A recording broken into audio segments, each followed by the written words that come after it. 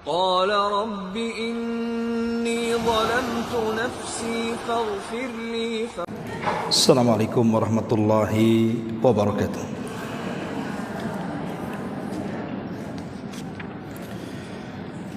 Alhamdulillah wassalatu wassalamu ala rasulillah wa ala alihi wa sahbihi wa mawalah wa la hawla wa la quwata illa billahi wa ba'du. Ma'asyiral muslimat, ibu-ibu yang dirahmati Allah subhanahu wa ta'ala, alhamdulillah di pagi ini kembali kita bisa berkumpul di Masjid Sukajadi, dan kita akan melanjutkan kajian kita masih membahas kitab 175 Jalan Menuju Sorga, dan kita masuk pada halaman 91 pada poin ke-42, keutamaan membaca Al-Quran Al-Karim dan mentadaburinya. Baik, kita akan baca beberapa dalil yang disebutkan oleh pengarang. Dalil pertama, Rasulullah sallallahu alaihi wasallam bersabda, "Iqra'ul Qur'ana fa innahu ya'ti yaumal qiyamati syafi'an li ashabi." Bacalah oleh kalian Al-Quran, karena sesungguhnya dia akan datang pada hari kiamat sebagai pemberi syafaat bagi para pemiliknya. Kemudian Rasulullah SAW juga bersabda, yuqalu li sahibil Qur'an iqra wartaq warattil kama kunta turattil fid dunya fa inna manzilataka inda akhiri ayatin taqra'u biha. Akan dikatakan kepada pemilik Al-Quran, bacalah, naiklah, tartilkan bacaan sebagaimana kamu dahulu mentartilkan bacaan di dunia. Sesungguhnya kedudukanmu di sorga berada pada akhir ayat yang kau baca. Kemudian Nabi SAW juga bersabda, yaji'ul Qur'anu yawmal qiyamah fayaqulu ya Rabbi hallihi fayulbasu tajal karamati thumma yaqulu ya Rabbi zidhu fayulbasu hullatal karamati thumma yaqulu ya Rabbi irda anhu fayarda anhu fayuqalu lahu iqra warqa wa tuzadu bikulli ayatin hasanatan. Al-Quran akan datang pada hari kiamat dan dia akan berkata, ya Rabb, hiasilah dia si penghafal Quran itu. Maka dia pun dipakaikan mahkota di kepalanya, mahkota kemuliaan. Lalu Al-Quran berkata, ya Rabb, tambahkan lagi dia. Maka dia pun dipakaikan jubah kemuliaan. Lalu Al-Quran berkata lagi, wahai Rabb, ridai dia. Maka Allah pun meridainya. Kemudian dikatakan kepada para penghafal Quran itu, baca, naik, dan dengan masing-masing satu ayat kamu akan ditambah satu pahala. Dan juga Rasul mengatakan, man qara'a harfan min kitabillah falahu bihi hasanatun wal hasanatu bi asyri amsalihha la aqulu alif lam mim harfun walakin alifun harfun wal lamun harfun wa mimun harfun. Barang siapa yang membaca satu huruf dari Al-Quran, maka baginya satu pahala kebaikan. Kemudian kebaikan itu dilipat gandakan menjadi 10 kebaikan. Aku tidak mengatakan alif lam mim adalah satu huruf. Bahkan alif satu huruf, lam satu huruf, dan mim satu huruf. Perhatikanlah, semoga Allah merahmatimu. berapa ribu ayat yang ada di dalam Al-Quran dan berapa ratus ribu huruf yang ada di dalam ayat-ayatnya. Pahala pembacanya begitu sangat agung. Ini semua menunjukkan betapa luas karunia Allah dan betapa besar kebaikannya. Allah berfirman, "Qul bifadlillahi wa birahmatihi fabidzalika falyafrahu huwa khairun mimma yajma'un." Katakanlah, dengan karunia Allah dan rahmatnya hendaklah dengan itu mereka bergembira. Karunia Allah dan rahmatnya adalah lebih baik dari apa yang mereka kumpulkan dari dunia. Baik, ma'asyiral muslimat yang dimuliakan Allah subhanahu wa ta'ala, bab ini menjelaskan kepada kita di antara jalan menuju surga adalah dengan membaca Al-Quran, mengamalkan Al-Quran dan mentadaburi. Kita tahu bahwa Al-Quran ini adalah mukjizat langit. Bahkan satu-satunya mukjizat yang Allah subhanahu wa ta'ala turunkan kepada Rasul kita, yang langgeng sampai kiamat dibangkitkan. Bahkan keautentikan Al-Quran itu terjaga sejak diturunkan sampai hari ini, bahkan sampai kiamat. Quran itu tidak ada perubahan sama sekali.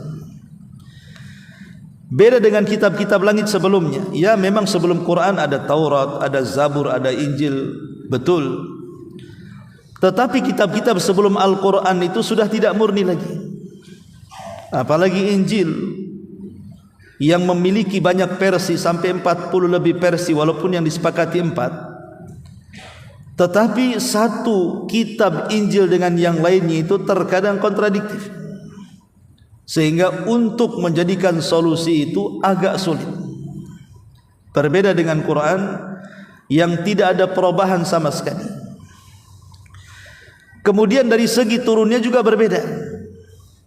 Kalau kitab-kitab yang lain seperti Taurat, Zabur dan Injil itu turun sekaligus, tetapi Al-Quran itu tidak turun sekaligus, tetapi diangsur. Satu ayat turun, nanti besok lagi satu ayat turun, sampai 23 tahun. 13 tahun di kota Mekah dan 10 tahun di kota Madinah, baru rampung Quran itu sempurna turun ke bumi. Tentu ada faedahnya. Kenapa Al-Quran tidak turun secara langsung 30 juz ke tangan Nabi?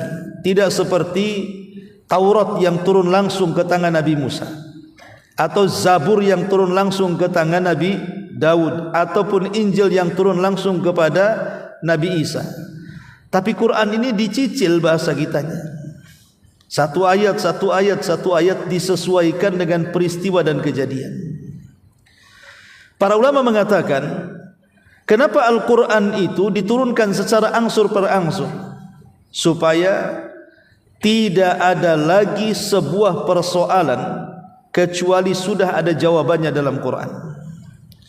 Karena setiap peristiwa dan kejadian dari sejak turun Al-Quran sampai hari ini, bahkan sampai kiamat dibangkitkan, itu akan ada kemiripan, sehingga jawabannya pun ya kurang lebih di situ. Makanya itulah kenapa Al-Quran itu kitab yang sempurna dan paripurna.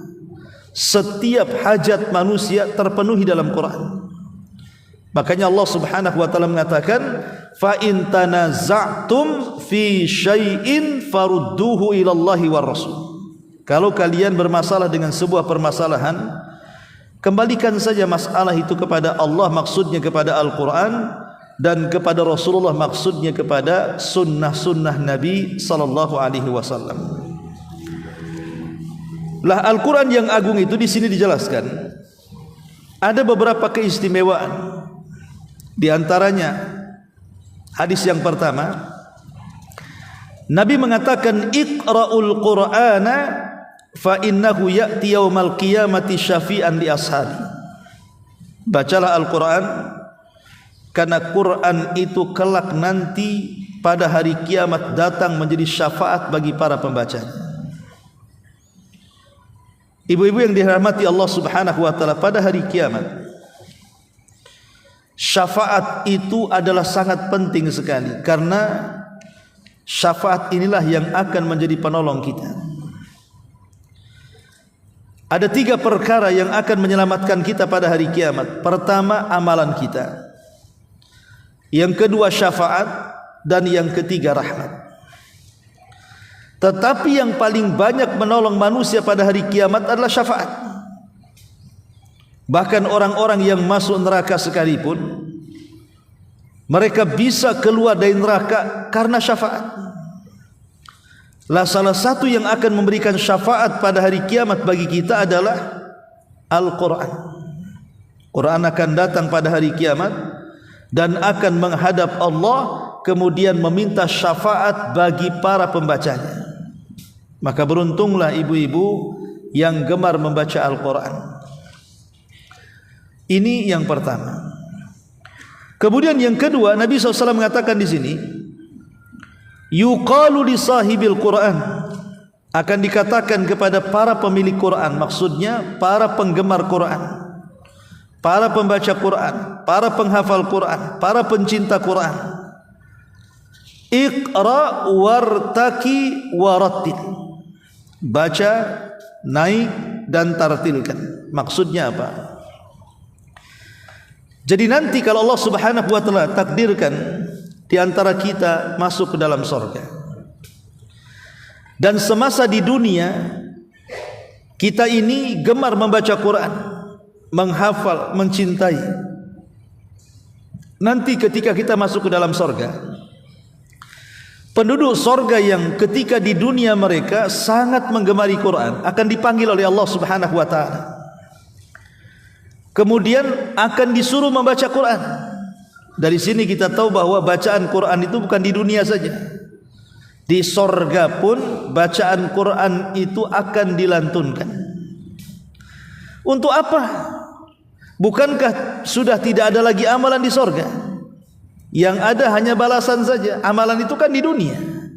Kenapa di surga suruh baca Quran lagi? Maksudnya adalah kita disuruh membaca Quran itu bukan untuk beramal, karena di akhirat tidak ada amalan. Di akhirat itu hanya balasan. Jadi maksudnya membaca Quran di surga itu untuk menentukan tingkatan. Makanya di sini Nabi mengatakan, Allah Subhanahu wa taala berfirman kepada para penghafal Quran di surga, iqra, baca Quran, wartaki, dan naik. Disuruh naik, disuruh terbang. Terbang dengan apa? Penduduk surga itu Allah akan berikan sayap di punggungnya, semacam rop-rop sayap gitu ya. Kemudian sambil terbang, maka dia terus membaca Quran. Makanya di sini Allah mengatakan iqra, baca, wartak, naiklah tinggi-tinggi sana. Warattil, tetapi ingat, tartilkan bacaanmu, tidak usah tergesa-gesa. Fa inna manzilataka inda akhiri ayatin taqra'u biha, karena nanti derajatmu di sorga itu akan terhentikan sesuai dengan ayat akhir yang kau baca di dunia. Dari sini kata ulama istimbatnya, pertama, sebagaimana Syekhul Islam Ibn Taimiyah mengatakan bahwa jumlah tingkatan di sorga itu sesuai dengan jumlah ayat dalam Quran. Ingat, tingkatan di sorga itu disesuaikan dengan jumlah ayat dalam Quran berdasarkan hadis ini. Dari satu tingkatan ke tingkatan kedua itu jaraknya antara langit dan bumi. Dari tingkatan ke kedua ke ketiga itu sama juga jaraknya antara langit dan bumi. Sementara sorga itu memiliki tingkatan sejumlah ayat dalam Quran. Berapa jumlah ayat dalam Quran? 6.500 kurang lebih. 6.500 kurang lebih, sekitar itulah.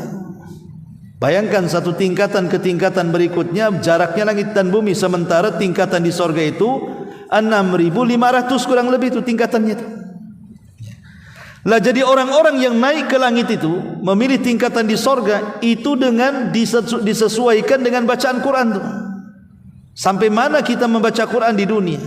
Semakin banyak orang membaca Quran di dunia, berarti semakin tinggi tingkatannya. Semakin malas membaca Quran di dunia, berarti kalaupun dia masuk ke dalam sorga, maka tingkatannya akan direndahkan. Inilah fungsinya bacaan Quran itu, meningkatkan derajat kita di sorga. Ini yang kedua. Yang ketiga, Nabi SAW mengatakan di sini, yaji'ul Qur'anu yaumal qiyamah. Al-Quran akan datang pada hari kiamat. Fayaqulu ya Rabbi. Maka Al-Quran akan berkata di hadapan Allah Subhanahu wa taala, ya Rabb, hallihi fayulbasu tajal karamati. Ya Rabb, hiasilah orang ini, maksudnya orang yang gemar membaca Quran, menghafal Quran, mencintai Quran, berikan mahkota kemuliaan di kepalanya. Maka datanglah mahkota itu, kemudian akan diletakkan di kepalanya. Kemudian Al-Quran ini meminta lagi, zidhu ya Rabb, kalau bisa tambahkan ya Rabb hadiahnya. Fayulbasu hullatal karamah. Maka selain daripada piala di kepalanya, maka akan didatangkan kepadanya hullatal karamah, pakaian sutra yang merupakan pakaian kemuliaan, pakaian penduduk sorga. Cukup sampai di sini? Tidak. Quran minta lagi hadiah kepada Allah dan mengatakan, ya Rabb, irda anhu. Ya Rabb, ridhoi dia, beri keridhaanmu kepada dia. Kemudian fayarda anhu, maka Allah pun memberikan keridhaannya. Dan inilah nikmat Allah yang paling besar. Ketika kita mendapatkan redha Allah Subhanahu wa taala dan kita tidak akan dimurkai Allah selamanya, maka selama itu kita akan mendapatkan kekekalan dalam nikmat. Nabi Adam, ayah kita semuanya, dan juga ibunda kita Hawa, pernah Allah masukkan ke dalam sorga. Artinya pernah merasakan hidup di sorga dan kenikmatan yang tiada tara. Tapi satu hari Nabi Adam dan Hawa ini membuat Allah murka sehingga redhonya dicabut. Apa yang terjadi? Dikeluarkan dari sorga. Dari sini kita tahu kenapa redho Allah itu sangat penting. Sebab kalau Allah sampai murka, sekelas Nabi Adam saja bisa ditendang dari sorga. Ketika kita mendapatkan keredhoan Allah Azza wa Jalla, ketika Allah berikan kita sorga, maka selamanya kita tidak mungkin dikeluarkan dari sorga. Itulah kemudian kenapa Al-Quran meminta kepada Allah hadiah yang paling besar, ya Allah, berikan keridhaanmu kepada dia. Maka Allah pun meridainya. Fayuqalu, maka Allah katakan, lahu iqra warqa wa tuzadu bi kulli ayatin hasanah. Kemudian Allah mengatakan kepada penduduk sorga, bacalah Quran, naiklah cari tingkatanmu sana, dan masing-masing satu ayat yang kamu baca ditambahkan satu pahala kepadamu. Lihat, ini juga salah satu daripada keistimewaan para pembaca Quran. Kemudian hadis yang keempat, man qara'a harfa min kitabillah, siapa yang membaca satu huruf dalam Al-Quran. Ibu baca Al-Fatihah sampai selesai, itu sudah berapa huruf tuh Al-Fatihah itu? Padahal Al-Fatihah saja ditambah 3 kul umpamanya kan, dah banyak tuh hurufnya tuh. Kata Nabi SAW, siapa yang membaca satu huruf saja dalam Quran, falahu bihi hasanatun, maka dia akan mendapatkan kebaikan, wal hasanatu bi asyri amsalihah, dan satu kebaikan akan dilipat gandakan menjadi 10 kali lipat kebaikan. Satu huruf 10 pahala, 10 huruf berarti 100 pahala, 100 huruf berarti 1000 pahala, dan begitu seterusnya lipatannya. Kemudian Rasul mengatakan, la aqulu alif lam mim harfun, bukan berarti huruf itu 3 huruf. Alif lam mim itu bukan satu huruf. Alif lam mim itu 3 huruf kata Rasul. Alif 1 huruf, lam 1 huruf, mim 1 huruf. Berarti alif lam mim kalau kita membaca 30 pahala yang kita akan dapati. Itu baru alif lam mimnya saja. Macam mana kemudian Al-Baqarahnya kita baca sampai habis? Kita bisa bayangkan setiap satu huruf 10 kebaikan. Apalagi orang yang menghafal Quran dan tidak hafal-hafal, Bu. Ya. Ibu ngapal surah Ad-Duha 100 kali diulang, enggak hafal-hafal. Itu sudah berapa huruf ibu baca tuh? Coba bayangkan ya. Jadi kalau ibu menghafal Quran enggak hafal-hafal enggak masalah. Enggak usah kecil hati. Kenapa? Kalau dibaca sampai 100 kali qul huwallah itu berapa huruf ibu yang ulang-ulang tuh? Berapa puluh kebaikan coba? Jadi jangan mengejar target apalagi sampai putus asa. Aduh, Wadduha ini kapan selesainya ngapal nih, enggak selesai. Ingat, tujuan baca Quran itu mencari pahala, bukan mentarget hafalan. Ya.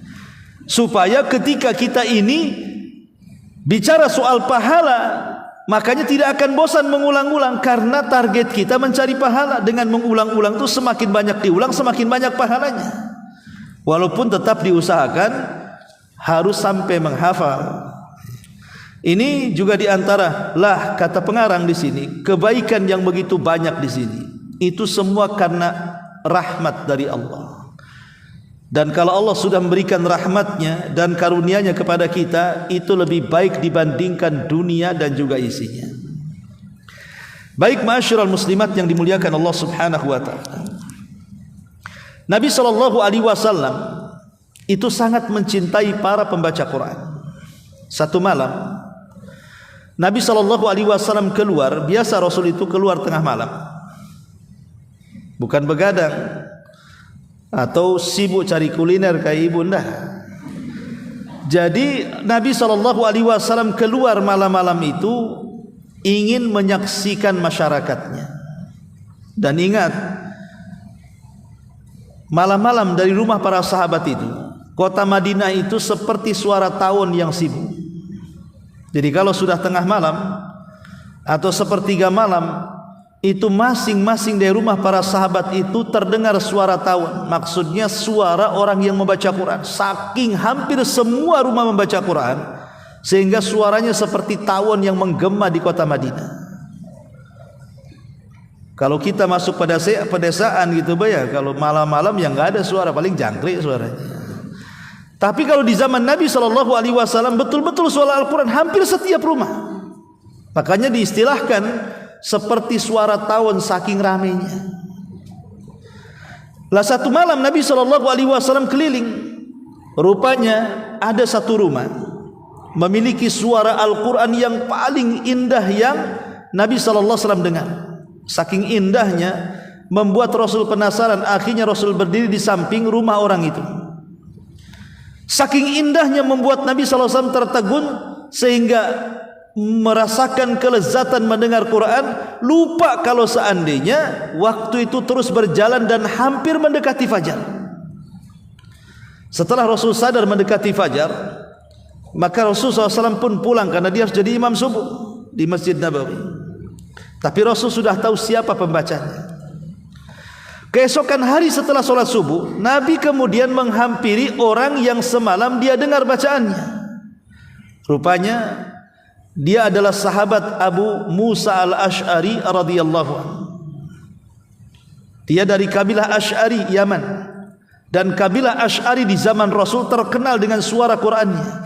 Sampai kalau mereka berada di pasukan walaupun gelap, Rasul tahu, oh di sana orang-orang Ash'ariyun sedang duduk-duduk. Kenapa? Karena kebiasaan orang-orang kabilah Ash'ariyun di zaman Rasul, kalau malam mereka suka melantunkan Quran. Makanya Rasul tahu walaupun mereka duduk gelap-gelap, tidak ada lampu, Rasul bisa menebak, oh di sana kabilah Ash'ariyun duduk-duduk katanya. Saking Rasul sudah tahu bahwa orang-orang Ash'ariyun itu suka membaca Quran. Ya.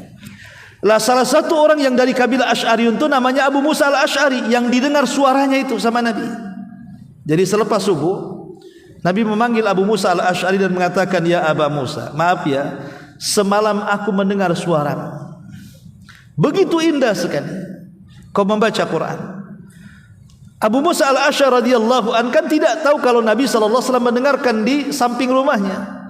Apa kata Abu Musa? Ya Rasulullah, kalau seandainya aku tahu bahwa semalam engkau berdiri di samping rumahku, tentu akan kubaguskan lagi itu bacaanku. Bacaan semalam itu masih standar itu kata. Kalau ku tahu kau mendengarkan bacaanku, aku akan perbagus lagi bacaanku kata. Maka Rasulullah SAW mengatakan, ya Aba Musa, la sautuka kamizmar min mazamiri ali Daud. Wahai Aba Musa, suaramu bagaikan suara taranum Daud ketika membaca Zabur. Karena Nabi Daud itu salah satu mukjizatnya adalah memiliki suara indah. Dia memiliki 70 suara ketika membaca Zabur. Itu Nabi Daud itu. Jadi dari satu suara kalau berpindah ke suara kedua itu lebih indah. Dari suara kedua ke ketiga itu lebih indah lagi. Sampai 70 suara, kita bisa bayangkan tuh. 70 suara, di mana satu ke suara berikutnya jauh lebih indah. Sampai burung-burung itu, kalau Nabi Daud membaca atau taranum dengan Zabur di perbukitan, maka burung-burung akan datang dari mana-mana. Saking khusyuk mendengarkan sampai lupa makan minum, sampai jatuh pingsan tuh. Itu burung tuh. Ya, sama dengan anak-anak kalau depan PlayStation bu, dari pagi sampai sore kan lupa makan lupa minum ya, tahu-tahu sakit aja anak tuh. Lah jadi saking khusyuknya burung itu terkadang jatuh, terkadang mati, saking menikmati suaranya. Akhirnya gunung di sekitarnya cemburu. Kenapa kemudian burung-burung itu bisa berkicau mengikuti taranumnya, Zaburnya Daud?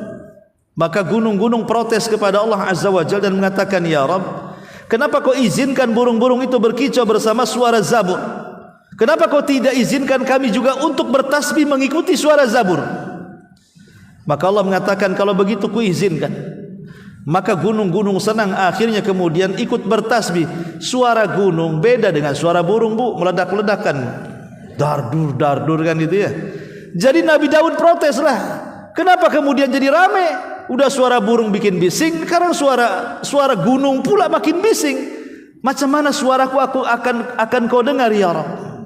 Kalau bertasbih semuanya, ya gunung yang paling keras lah. Akhirnya kemudian Allah turunkan Jibril membawa Nabi Daud ke sebuah sumur yang sangat dalam gitu ya, sampai ke dasar bumi. Kemudian diambilnya satu batu. Batu itu suruh diperdengarkan ke telinga Daud. Rupanya ada suara yang sedang bertasbih. Rupanya di balik batu itu ada binatang. Kata Jibril, ya Daud, kalau seandainya binatang di perut bumi ini bertasbih, Allah tahu. Sementara engkau bertasbih di atas bumi, tentu Allah lebih mendengar. Kenapa kau kecewa dengan tasbihnya burung dan gunung bersamamu? Makanya Allah mengatakan dalam Al-Quran tentang tasbihnya burung-burung dan juga gunung-gunung bersama Nabi Daud alaihi salatu wassalam. Kisahkan dalam Quran kisahnya ya. Tapi dari sini kita tahu bahwa Nabi memuji siapa? Abi Musa al-Ash'ari karena suaranya indah, di mana suaranya disamakan dengan suara Nabi Daud alaihi salatu wassalam. Ini satu kisah menarik. Kisah yang kedua, satu hari Nabi ini baru pulang dari safar. Dia, Umar dan Abu Bakar. Kebiasaan Nabi SAW kalau pulang safar tidak langsung ke rumahnya, tetapi melaksanakan sholat 2 rakaat di Masjid Nabawi. Sebelum masuk masjid, tiba-tiba Nabi SAW di balik tiang mendengar suara merdunya orang yang membaca Quran.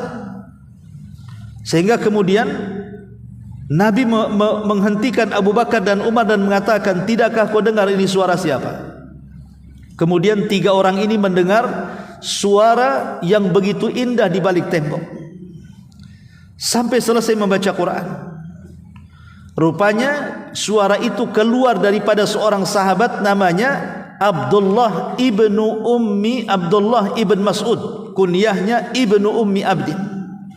Kata Nabi SAW kepada Abdullah, kepada Umar dan Abu Bakar, kalau engkau ingin mendengarkan bagaimana suara Jibril saat menurunkan wahyu kepadaku, seperti inilah suaranya. Maksudnya seperti suaranya Ibnu Ummi Abdin atau dikenal dengan Abdullah ibn Mas'ud.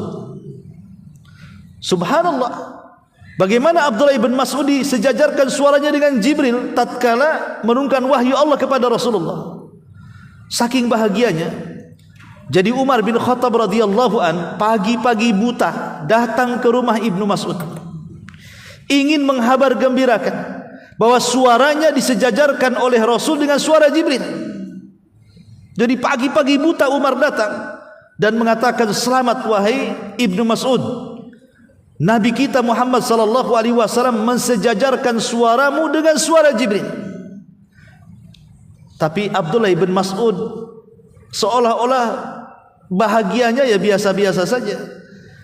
Kemudian mengatakan, ya, kata Umar, kenapa ekspresimu biasa saja? Kata Abdullah bin Mas'ud, iya, karena sebelum kau datang Abu Bakar sudah datang memberitahu. Kata Umar bin Khattab, demi Allah, aku tidak pernah mampu menandingi Abu Bakar soal kebaikan. Dikiranya Umar sudah duluan, rupanya Abu Bakar lebih dulu memberitahu.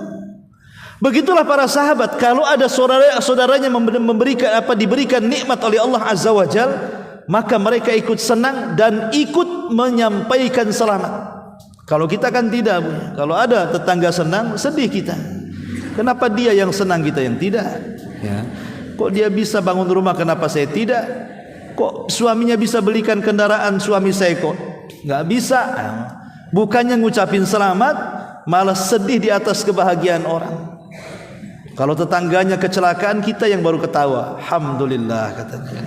Nah, ini kadang-kadang hasadnya kita ini kepada orang. Tapi syahidnya di sini, bagaimana Nabi SAW sangat mencintai para pembaca Quran. Dan kalau Rasul mengagumi para pembaca Quran, Rasul akan memuji habis itu. Menunjukkan apa? Quran itu memiliki daya tarik sampai kepada musuh-musuh Nabi SAW. Sekelas Abu Jahal, sekelas Abi Sufyan, sekelas Umayyah, itu kan tokoh-tokoh Quraisy, tokoh-tokoh orang-orang musyrik Quraisy. Mereka kalau di malam hari itu mencari-cari keberadaan Nabi SAW. Entah bagaimana caranya mereka menemui Nabi SAW dan mengintip Rasul sedang sholat malam.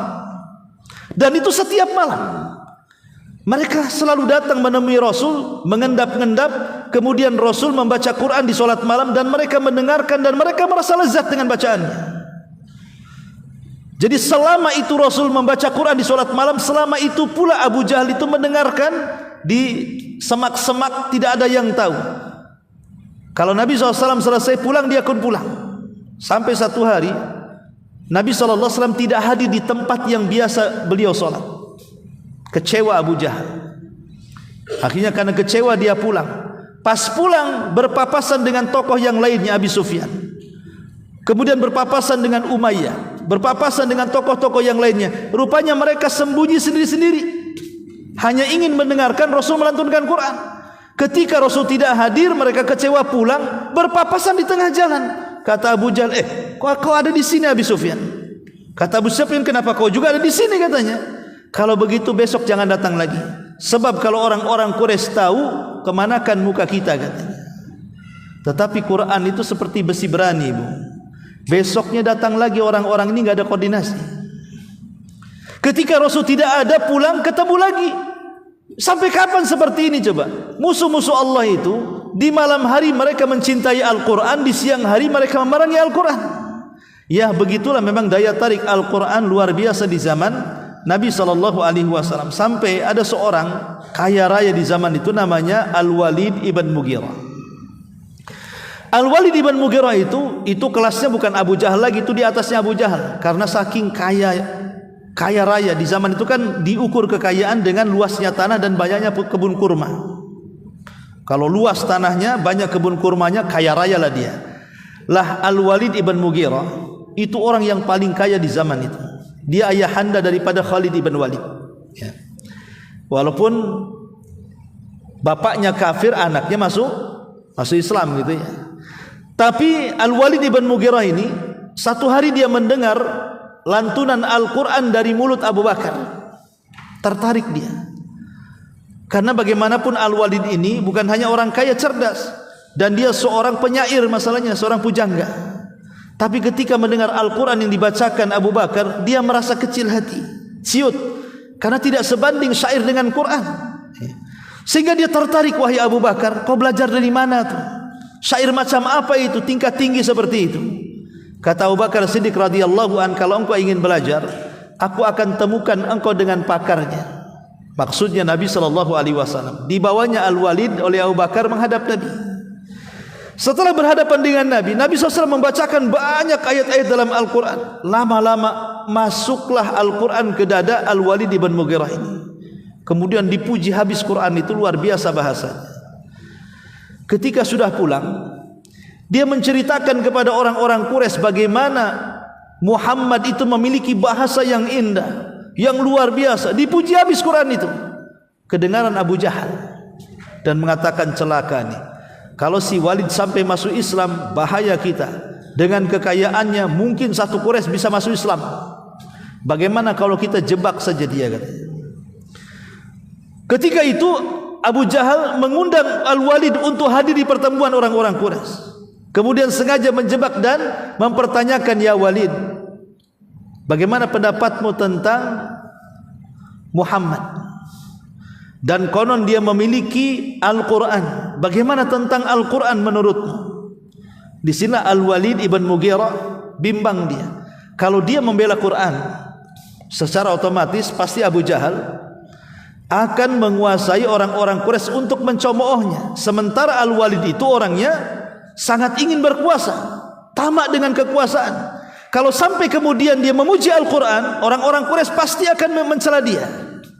Akhirnya dia berpikir, yang tadinya mau memuji Al-Quran karena takut kehilangan jabatannya, kemudian dia pun berpikir kembali menjelek-jelekan Quran. Dan ketika Abu Jahal mengatakan, ya Walid, bagaimana tentang Al-Quran? Maka Al-Walid mengatakan, in huwa illa qaulun bashar, in huwa illa qaulun yu'thar, in huwa illa qaulun bashar. Oh, tentang Quran, Quran itu ucapan manusia, itu karyanya si Muhammad. Atau Al-Quran itu adalah syair-syair impor dari luar, katanya. Mungkin Muhammad itu punya guru orang asing, kemudian diajarkan, itu syair impor, katanya. Bayangkan, Al-Walid ngomong itu syair impor, padahal dia sudah meyakini itu Quran wahyu, hanya karena takut jabatannya kecopot. Dari situlah Allah Subhanahu wa taala turunkan ayat khusus untuk Al-Walid ibn Mughirah, surah Al-Mudaththir. Dari mulai ayat darni wa man khalaqtu wahida wa ja'altu ghumalan mamduda sampai kepada ayat sauslihi saqar. Kami akan masukkan si Walid ke neraka Saqar. Kenapa? Karena dia sudah tahu Quran itu kebenaran, malah diingkari. Ya. Jadi turun ayat kepada Al-Walid, naudzubillah. Ya. Ma'asyiral muslimat yang dimuliakan Allah Azza wa Jalla, intinya bahwa Al-Quran itu wahyu dari Allah. Maka mumpung ada kesempatan, saya kira di rumah-rumah kita pasti ada mushaf. Tidak ada yang tidak punya mushaf. Kalau dia seorang muslim pasti dia punya mushaf. Jangan sampai kemudian mushaf yang ada di rumah itu bukan menjadi hujah kita, justru dia menghujah kita. Kenapa? Karena kita tidak pernah membacanya, kita tidak pernah memegangnya, kita tidak pernah menghafalnya, kita tidak pernah memahaminya, mengamalkannya, dan begitu seterusnya. Nanti Quran akan datang menghadap Allah, kemudian mengadu, ya Allah, saya hanya dipajang di etalase saja. Nih, orang-orang yang tidak membaca Quran akan diberikan pertanggungjawaban di hadapan Allah Subhanahu wa taala. Dan alhamdulillah sekarang ini kan ada aplikasi Quran di handphone kan. Ya. Sehingga larangan wanita membaca Quran saat haid ataupun junub itu tidak berlaku. Menurut fatwa ulama kontemporer, dibolehkan wanita-wanita haid dan junub membaca Quran dari handphone, tetapi dilarang membaca Quran dari mushaf. Kalau dari mushaf, namanya mushaf Quran, enggak boleh, dilarang, haram hukumnya. Ya. Tetapi kalau dari handphone boleh. Kenapa? Karena handphone bukan mushaf.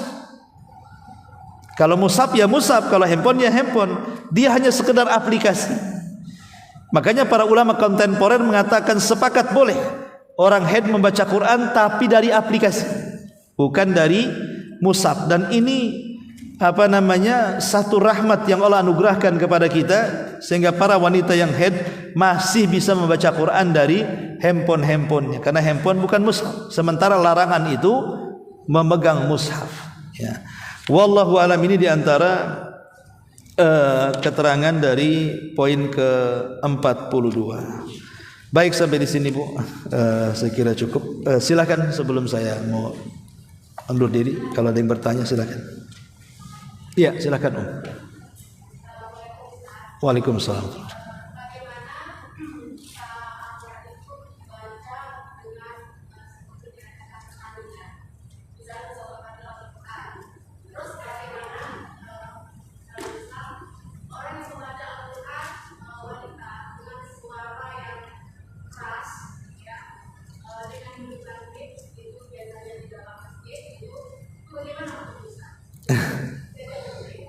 Iya.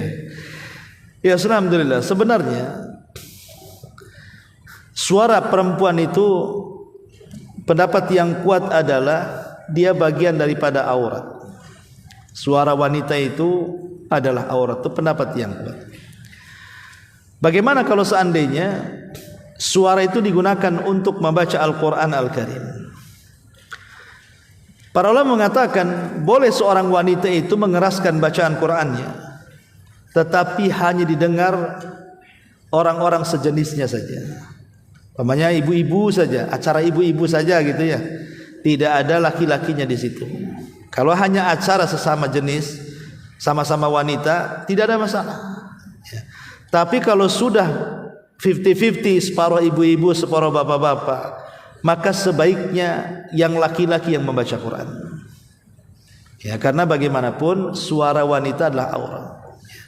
Sehingga kurang layak dan kurang pantas kalau seandainya di tengah-tengah kaum rijal laki-laki Al-Quran dibaca seorang wanita. Maka sebaiknya yang baca laki-laki. Wallahu a'lam. Iya, sampai di sini. Subhanakallahumma bihamdika asyhadu an la ilaha illa anta astaghfiruka wa atubu ilaik.